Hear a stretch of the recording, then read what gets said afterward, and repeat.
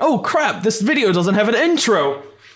Shorty's like my favorite gun in my head that I can't stop buying, got me spending like na na na na every day. It's like a phantom in its own weight, own way. Shorty's like my favorite gun in my head that I can't stop buying, got me spending like na na na na every day. It's like a phantom. Yo, what did you think of the Mortal Kombat movie? What? I wasn't there. Why the fuck Oh are you shit, there? right?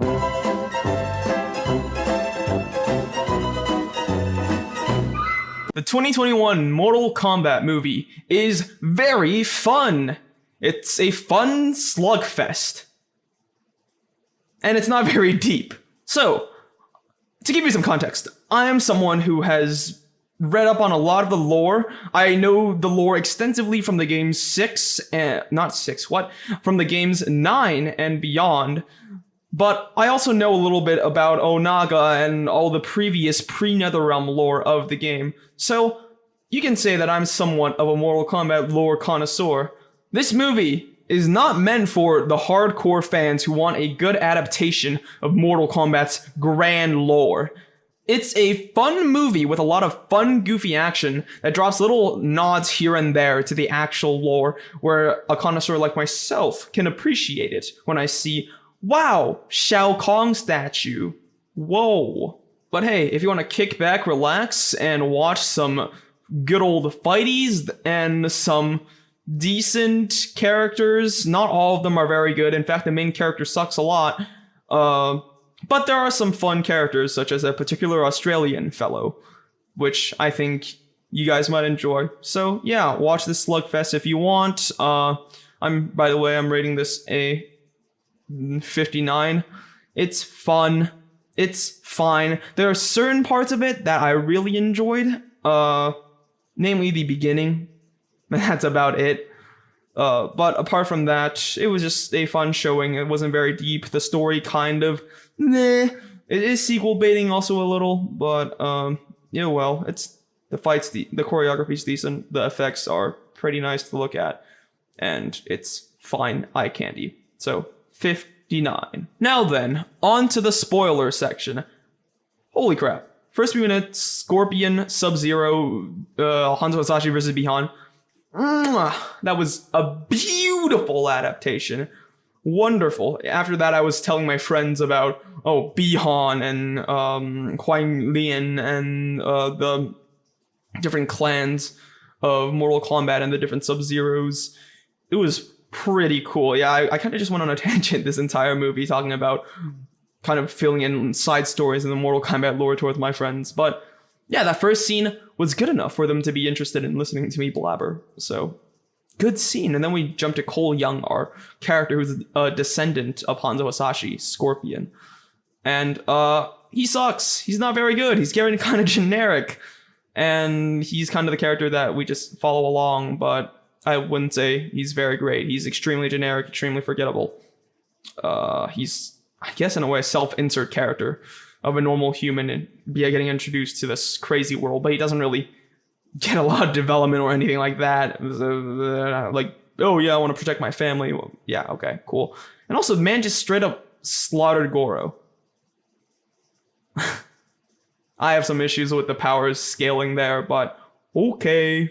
Also, how they explain the character's powers, like, oh yeah, Jax, they manifest these powers, how Kano just had laser eyes instead of that being a bionic enhancement. Like, their moves, yeah, they exist in the game, but they're not just powers that they sprung up because they're Mortal Kombat challengers. You don't just grow superpowers. That's not how Mortal Kombat works. And then it pissed me off a little bit, but hey, the actions are kind of cool. And also, the inclusion of Mileena at this point in the story was weird to me, because I don't think that canonically Mileena should exist yet, and Katana should be introduced before, and the Outworld has a whole variety of a bunch of plot that was just kind of thrown out of the window for them being bad people. Speaking of bad people, Shang Tsung's supposed to be a trickster sorcerer. In this, he was just kind of like a tyrant, kind of like Shao Kahn, kind of like Shinnok without the power, but yeah, I didn't really like his place. And how they killed Kung Lao? Also a bit out of place considering it's a pivotal moment in the actual story, but it's clearly going off on its own rails here, and I'm kind of excited to see where it goes, but as regular movie viewers, I feel like you wouldn't really care about these characters as they died.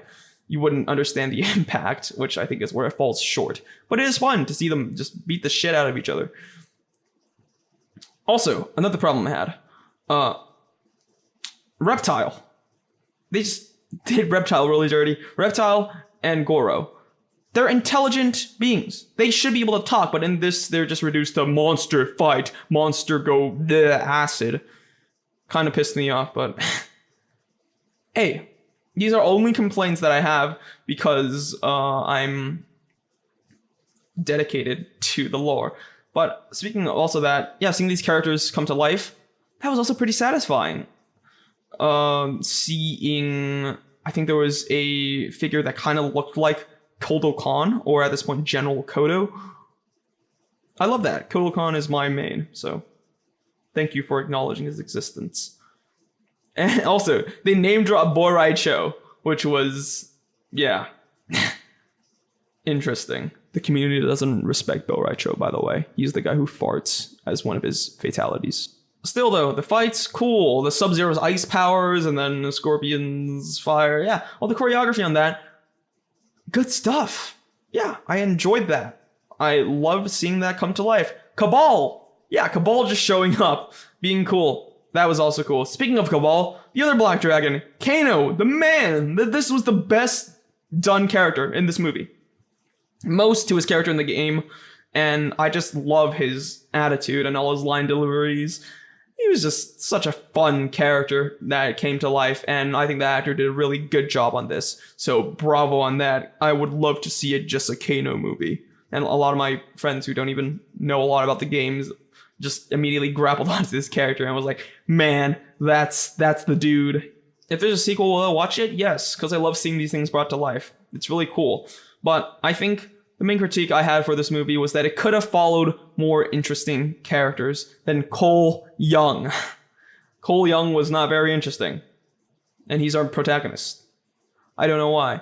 I don't know. It might have been, I guess, odd, but perhaps characters like some of the characters from Mortal Kombat 10, the young, I guess, Mortal Kombat Justice League people, including Takashi, who has a relationship to Scorpion. That would have been interesting, I guess, to explore. Yeah, there was just a bunch of other characters that we could have followed and would have been more interesting. And Cole Young was the studio's attempt at creating a character, and he just wasn't as interesting. Although, I don't know, maybe he'll be more fleshed out if they do something in the games with him. Don't know. They'll have to do a lot to write this character out of generic character hellhole. But yeah, enough of my complaints. I still had a lot of fun with the movie. It was a great laugh with friends, and that's that. I'm glad that it exists. It's not a masterpiece. Not at all. It's quite bland from a storytelling perspective. However, the action is fun. It is monkey brain, eye candy, I see action, I go, ooh, ooh, you know, that type of stuff. So yeah, it's a fun watch. That's what I thought about the movie. What did you think about it? Let me know. I'll read the comments. I only get a few, so yeah, I'll read them. But yep, that's it for Mortal Kombat 2021. Woo! I'll see you guys next time.